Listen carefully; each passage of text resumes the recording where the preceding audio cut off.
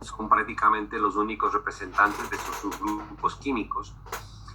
Hablaremos un poco más de clorfenicol y de clindamicina. Del linezolid de una vez lo voy a mencionar.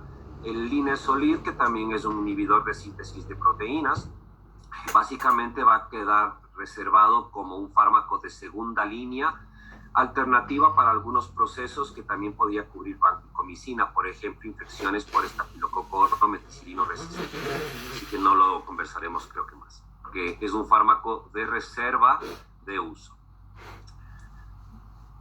Los aminoglucósidos, que son los primeros que vamos a mirar, y los otros grupos, tienen menor empleo. Hasta aquí habíamos visto, por ejemplo, que a nivel hospitalario en atención primaria se utilizan principalmente betalactámicos. Acá las cefalosporinas, aquí otros betalactámicos. Fíjense que para lo que es mi nivel hospitalario, los aminoglucósidos se emplean, pero en menor proporción. Y lo mismo nos ocurre, por ejemplo, con los macrólidos. Y muchas veces, ya veremos, los macrólidos son una alternativa de tratamiento a veces para los betalactámicos. Los macrólidos a veces pueden servir para otro tipo de procesos infecciosos que no cubren otros grupos. Los aminoglucósidos muchas veces se emplean en combinación con betalactámicos. Los glucósidos se remontan a la época de la Segunda Guerra Mundial.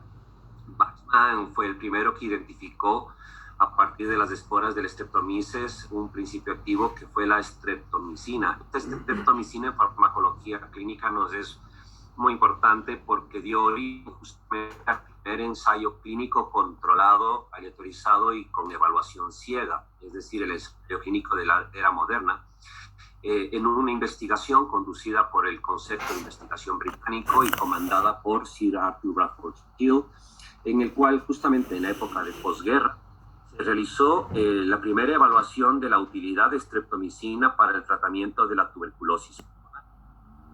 Y por el diseño metodológico se le reconoce a este como el primer ensayo clínico de la era moderna, ¿no?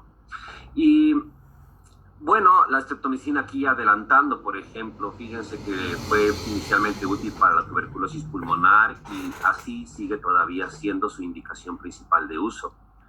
A partir de la streptomicina es que se generarían otros aminoglucósidos. En general, los aminoglucósidos están formados por un núcleo que sería el análogo del beta-lactámico en esa gran familia. Los beta-lactámicos todos tenían ese anillo en conjunto para formar el núcleo. Bueno, en el caso de los aminoglucósidos, este núcleo principal es un anillo aminociclitol aminado. Y a este anillo están unidos otra serie de aminoazúcares. Y el anillo tiene dos configuraciones. La que se conoce como streptidina está presente exclusivamente en la streptomicina, mientras que la segunda configuración del anillo, la deoxistreptamina, está presente en el resto de los aminoglucósidos. Aquí estamos mirando la estructura molecular de la streptomicina.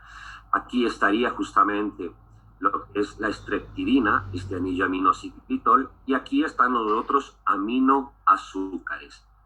Esta estructura termina siendo similar con sustituciones para otros aminoglucósidos. Una variante es el caso de la amicacina.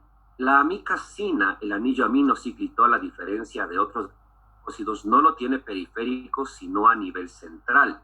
Y esto le va a proteger justamente de mecanismos de resistencia bacteriana. Esta va a ser la razón principal por la cual la amicacina, cuando se hacen las pruebas de sensibilidad y resistencia bacteriana a los aminoglucósidos, la amicacina generalmente es aquel fármaco para el cual hay menos posibilidades de resistencia bacteriana y por lo tanto también sus concentraciones inhibitorias mínimas terminan siendo más bajas que para los otros, necesita menos potencia. Todos estos van a funcionar de una manera parecida. Normalmente ustedes saben que el codón de inicio tiene que vincularse en los complejos formados por la subunidad 30 y la 50S de los ribosomas para ir permitiendo la síntesis de las cadenas peptídicas. Bueno, los aminoglucósidos se unen a la subunidad 30S. Al unirse a la subunidad 30S, netamente lo que van a imposibilitar, en primer lugar, es el anclaje, el inicio del recorrido de la cinta del RNA mensajero. Por lo tanto, ya de entrada aquí pueden imposibilitar lo que es el inicio de la lectura y la síntesis de los complejos.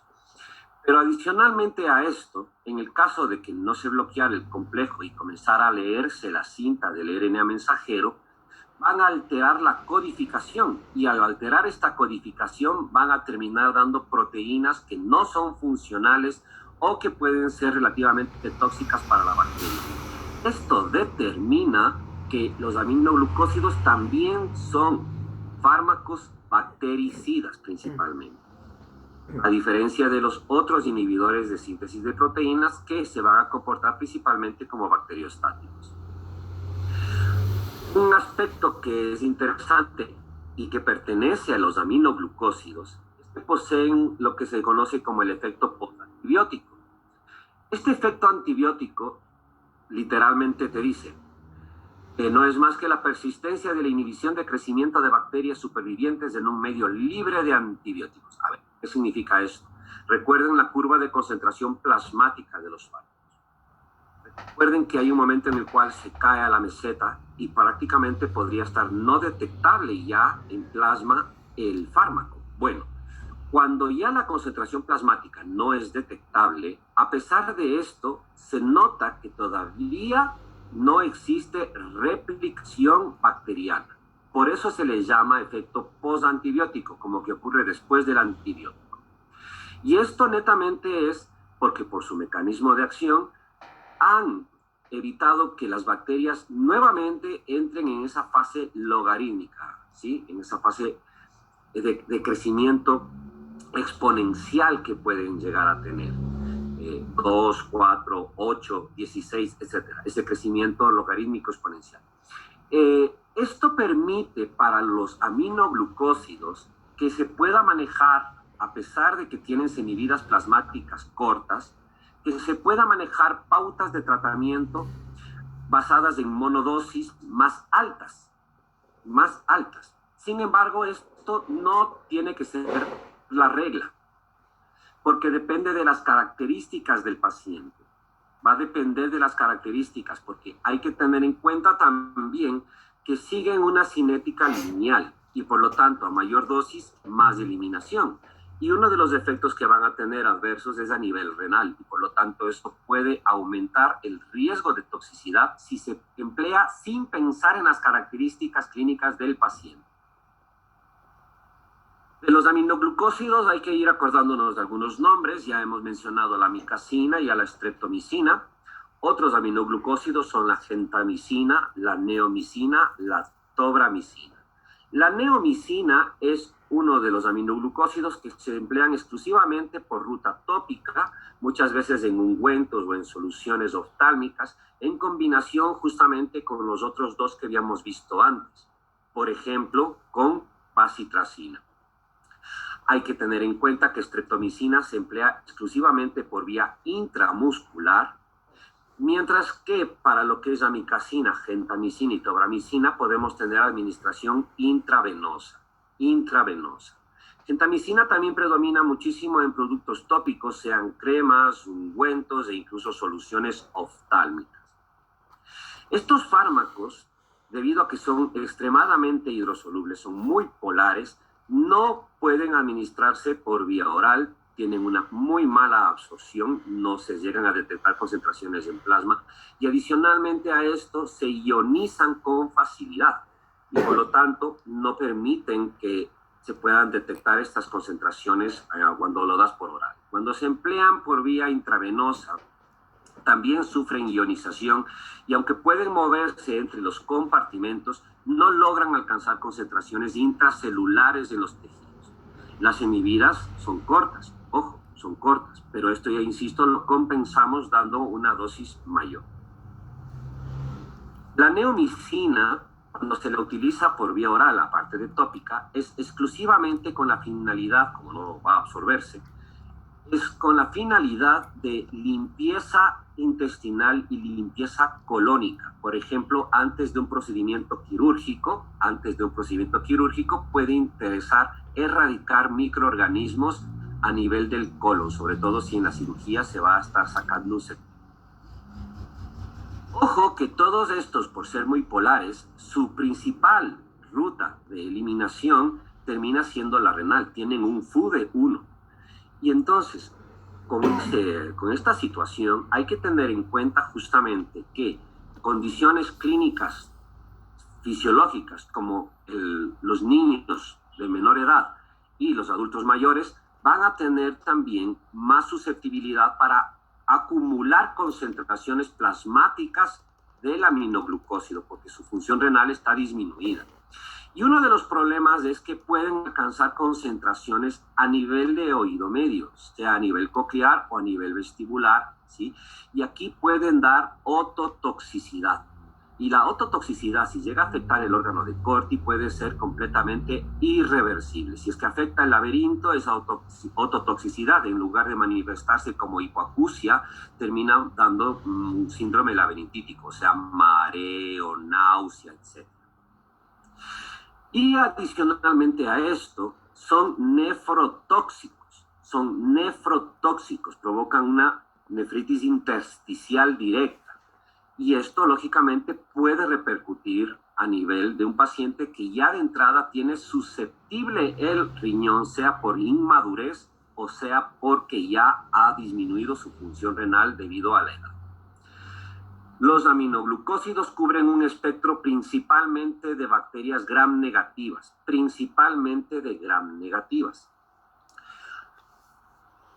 Y aquí un ejemplo de lo que les mencionaba sobre la resistencia. Fíjense que, claro, para microorganismos que son más sencillos de erradicar, como la Escherichia coli, amicacina, genta o tobra necesitan pocas concentraciones inhibitorias mínimas y suele haber menos resistencia. Para bacterias que ya son mucho más agresivas, como el Proteus mirabilis o el Acinetobacter, necesitas más concentraciones y obviamente hay mayor frecuencia de resistencia. A pesar de esto, fíjense en que para amicacina, en los distintos microorganismos, la resistencia es más baja y esto se debía a la ubicación del anillo aminocitritol. Se emplean no para procesos infecciosos simples, se emplean para procesos infecciosos graves. Incluir infección de vías urinarias, pero no la infección de vías urinarias que provocan una cistitis simple. Para eso podríamos usar beta-lactámicos. Estamos hablando, por ejemplo, ya de una pielonefritis. Y lógicamente para algunas combinaciones, generalmente combinados con beta-lactámicos, no es rara la combinación en terapéutica de darle a un paciente un aminoglucósido y un beta-lactámico con la finalidad de ¿qué? De mejorar la cobertura del espectro antimicrobiano en infecciones severas, por ejemplo, sepsis intraabdominal, o para procesos de infecciones nosocomiales. Tener en cuenta aquí, por favor, que mientras más grave sea el cuadro de una infección nosocomial como Proteus o Pseudomonas, va a ser preferible amicacina sobre gentamicina debido a la tasa de resistencia. Como son inyectables, ya se imaginarán que estos fármacos no se deberían estar prescribiendo a nivel de atención primaria. Debido justamente a que se eliminan por vía renal, estos aminoglucósidos es preferible justamente realizar a veces ajustes. Cuando la función renal todavía es adecuada, el clearance de creatinina es adecuado, Cuando el clearance renal es adecuado, podemos nosotros hacer algunas cosas. La una es, por ejemplo, disminuir la dosificación, aumentando el intervalo, sería una función renal normal, pero cuando va decayendo, tenemos necesariamente que disminuir la dosis. Y en algunos casos, aparte de disminuir la dosis, tenemos que aumentar el intervalo. Para comprender mejor esto, pueden, si desean, en algún instante regresar a las plataformas de farmacocinética simulada para poder ensayar cómo mantenerse dentro de concentraciones plasmáticas. Habíamos hecho mucho el ensayo de esto, tenían que practicarlo, cómo podían fluctuar menos en la.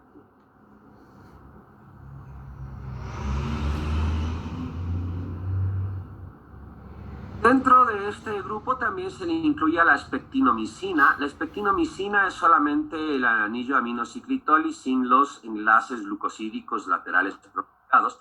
La espectinomicina es un fármaco que exclusivamente se utiliza como alternativa a la Neisseria gonorrhoeae, al gonococo, en pacientes que no pueden recibir ceftriaxona porque son alérgicos a los beta, o en quienes se ha confirmado de que puede haber una resistencia al beta-lactámico por parte del gonococo.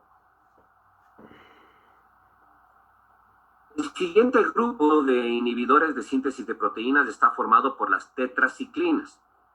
Se llaman tetra, 4 tetraciclinas, porque su estructura base está dada por estos 4 anillos. Estas tetraciclinas asomaron en 1948, el primer fármaco fue la clortetraciclina, ya en desuso. Fueron llamadas de amplio espectro porque dieron cobertura a microorganismos que hasta entonces no se podían tratar. Gran positivos, estábamos manejando con penicilinas, aminoglucósidos permitieron lo que iba a ser gram negativos, pero por ejemplo microorganismos como las ricketsias, que durante la Primera Guerra Mundial provocaron la fiebre de las trincheras, por ejemplo, y daban cuadros casi imposibles de manejar, lógicamente se volvieron una alternativa y muy interesante en terapéutica, y todavía se emplean justamente para condiciones que no son cubiertas por otros antibacterianos. Sobre este núcleo principal de 4 anillos, en donde están marcadas las letras ERES, vienen las sustituciones y tenemos algunos principios activos, hay varios principios activos. De estos ahora, simplemente el más importante para acordarnos para ustedes, por ejemplo, va a ser la doxiciclina, minociclina. De ahí tenemos otras tetraciclinas. Estos fármacos se unen en la subunidad 30S. Es decir, en la misma subunidad en donde se vinculan los aminoglucósidos. Al unirse, sin embargo, en la subunidad 30S, a diferencia de los aminoglucósidos que interferían a este nivel, en donde imposibilitaban la lectura de la cinta del RNA mensajero, o en su lugar, lo que condicionaban era creaciones irregulares y ya funcionales de proteínas, estas tetraciclinas lo que van a hacer es bloquear, interferir con la llegada, al estar colocadas en esta subunidad, interferir con la llegada del RNA de transferencia. Recuerden que el RNA mensajero va a sintetizar proteínas, pero el que es responsable de ir movilizando los distintos aminoácidos según la secuencia de los codones es el RNA de transferencia. Va a bloquear la llegada del RNA de transferencia y de esa manera imposibilitará la síntesis. Pero esto, como es un asunto que puede condicionarse pasado en el tiempo, se pierde el efecto, lógicamente determina de que las tetraciclinas sean bacteriostáticas antes que bactericidas. En otras palabras, este mecanismo es reversible. Las tetraciclinas se administran fundamentalmente por vía oral. También tenemos formulaciones tópicas, no parenterales. Un problema de las tetraciclinas es que pueden sufrir inactivación intestinal, gástrica principalmente, cuando tenemos presencia de otros cationes. Quelan en presencia de calcio, por ejemplo. Entonces, no es buena idea prescribirlas ni con el desayuno ni con las comidas, sino entre comidas y preferentemente libres de elementos que puedan contener justamente calcio. Por ejemplo, que lo tome con leche, no tiene sentido, ¿no? Esto va a disminuir su absorción y su biodisponibilidad. Estas tetraciclinas que estamos mencionando, doxiciclina, minociclina, de entrada, si es que no tienen esa quelación, van a tener una muy buena biodisponibilidad con adecuada penetración en tejidos. Su semivida plasmática suele ser larga. A pesar de esto, las pautas terapéuticas están condicionadas de estas más largas a 1 o 2 veces diarias. 2 veces es lo más común para la doxiciclina, mientras que otras, como la tetraciclina más antigua, demandaría 4 tandas de dosificación. Ojo que estas ya no tienen un FU de 1, sino de 0,5 aproximadamente, y eso significa que se eliminan tanto por vía renal como por vía biliar, ¿sí? Por ruta gastrointestinal también, porque han sido metabolizadas a nivel hepático. La dosis que importa aquí que se acuerden principalmente ustedes es la de la doxiciclina, que va a ser estándar prácticamente de 100 miligramos cada 12 horas. 100 miligramos cada 12 horas va a ser la pauta más estándar para la doxiciclina. ¿Qué nos pueden permitir cubrir las tetraciclinas? Enfermedades por riquecias, que no las tenemos aquí en el país, algunas espiroquetas, van a ser una alternativa al tratamiento para Mycoplasma pneumoniae, que no se ha cubierto por otros fármacos como los macrólidos, que vamos a ver después. Y quiero que se acuerden de la clamidia trachomatis. Tienen que acordarse de esto. Hasta aquí habíamos mencionado que ceftriaxona era el fármaco de primera línea para el tratamiento de la gonorrea, para Neisseria gonorrhoeae. Y una monodosis incluso de 250 miligramos intramuscular podría ser útil. Pero bueno, hay que acordarse de lo siguiente. Hay que acordarse que con aproximadamente el 60%, aproximadamente, la Janina también está agachada, que escribe lo que yo digo. ¡Qué bestialidad, Dios mío! Hay que acordarnos de lo siguiente. Del 60% aproximadamente de los pacientes que tienen gonorrea, también tienen clamidia trachomatis. ¿Se entiende esto? Hay coinfección. Los pacientes, tú puedes tener un paciente que tenga gonorrea, ya de entrada, por cierto, todo lo que no vean en clínica y las palabras de medicina y de diagnósticos que van asomando es responsabilidad de cada uno de ir a mirar en un diccionario, aunque sea en la Wikipedia, de qué enfermedad estamos hablando. Irán a leer gonorrea. Y entonces, el paciente con gonorrea no solo tiene gonococo, sino que 6 de cada 10 también tienen clamidia trachomatis. Eso significa que hay que hacer un tratamiento conjunto de las cosas.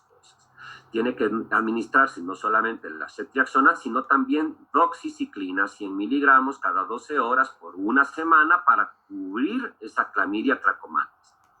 También van a ser útiles para Propionibacterium acnes, y cuando roten por dermatología verán que los dermatólogos la prescriben a la doxi o a la tetraciclina como parte del manejo del acné severo, el acné grado 3. También hay formulación tópica, pero no puede hacerse un abuso de la misma por el riesgo de resistencia. Son una opción de tratamiento para infecciones por estafilococo orometicilino resistente que no puede ser tratado por otros fármacos, y también forman parte del arsenal terapéutico con especificidad para el tratamiento de cólera.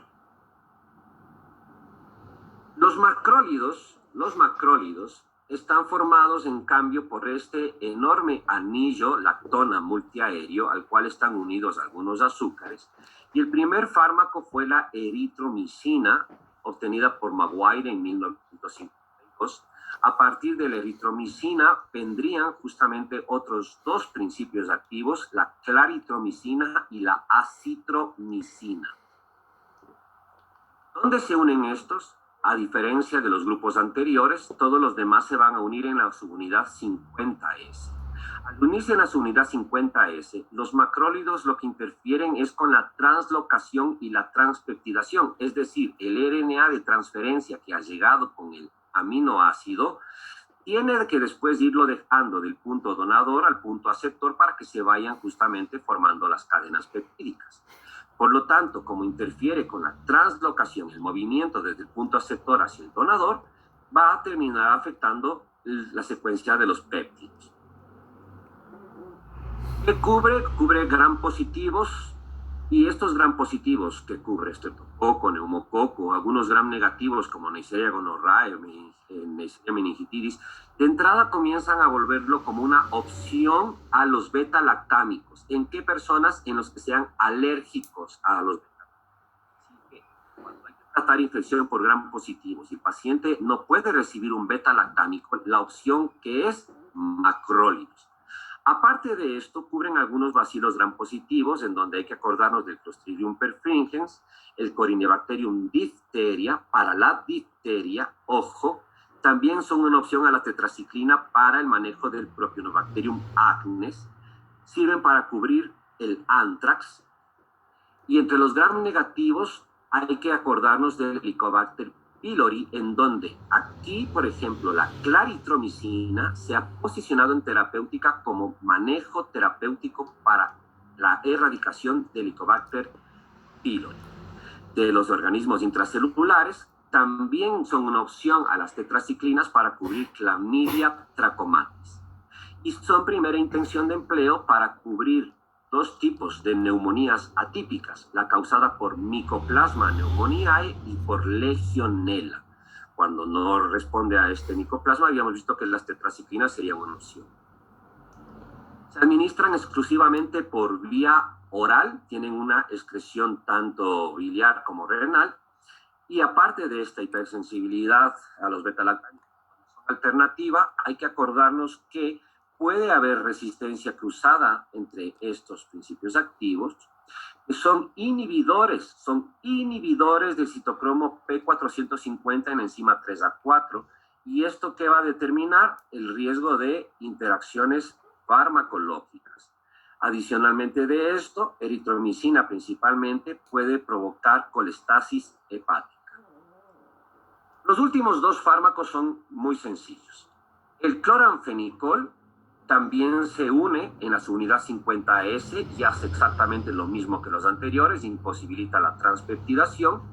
Y el problema es que como tiene una toxicidad medular muy grande, puede provocar a granulocitosis y anemia plástica, prácticamente ha quedado en desuso para cubrir principalmente Salmonella typhi. En otras palabras, no cualquier salmonelosis que podemos utilizar fármacos que cubran gram negativos y enterobacterias, sino específicamente fiebre tifoidea, para fiebre tifoidea. Lo mismo para bacteroides que no puedan ser manejados, que sean resistentes a otros fármacos, y para meningitis que no pueda ser manejada por otros fármacos. No tiene más indicaciones de uso y no importa más su información farmacológica. Por último, del grupo de las lincosamidas, la lincomicina fue un primer fármaco que salió, pero de administración intramuscular y ha caído en desuso. Ha sobrevivido únicamente la clindamicina, una clindamicina que se emplea por vía oral y también parenteral. También el mecanismo de acción es el mismo, se une a la subunidad 50S y evita la transpeptidación. Esta clindamicina, hay que acordarnos que penetra poco en el sistema nervioso central, se liga mucho a proteínas plasmáticas, y lo mismo que pasaba con aminoglucósidos, suele combinarse para mejorar su espectro. ¿Con qué se combina la clindamicina? Como cubre gram positivos, se combina con aminoglucósidos. Pero para otros microorganismos se combina con cefalosporinas. ¿Para qué? Por ejemplo, para infecciones severas. Acordarnos que la clindamicina cubre principalmente anaerobios, por lo tanto es un fármaco que se utiliza para abscesos muchas veces. También puede cubrir enterococos y por esta cobertura ampliada pues es útil para la sepsis intraabdominal. Cuidado, la clindamicina no es útil contra Clostridium difficile. Más bien la clindamicina favorece el riesgo de infección por Clostridium difficile. Los médicos a veces confunden, como la clindamicina se usa para infecciones severas multibacterianas, como una sepsis intraperitoneal donde hay anaerobios, hay enterococos, hay cocos positivos, creen que la clindamicina es útil para cuadros severos, incluso como Clostridium. No, la clindamicina no es útil contra Clostridium difficile.